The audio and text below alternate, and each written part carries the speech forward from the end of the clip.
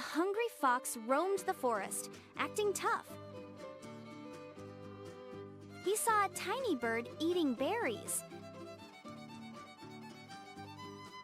The fox sneered, "You're too small.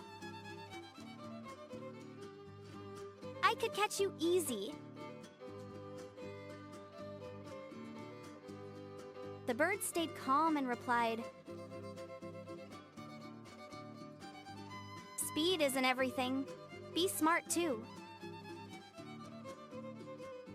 They raced.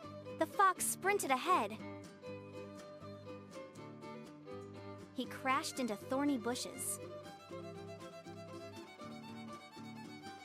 The bird flew through branches easily. The fox got stuck. The bird dropped a berry near him. Big muscles don't beat big brains, bro.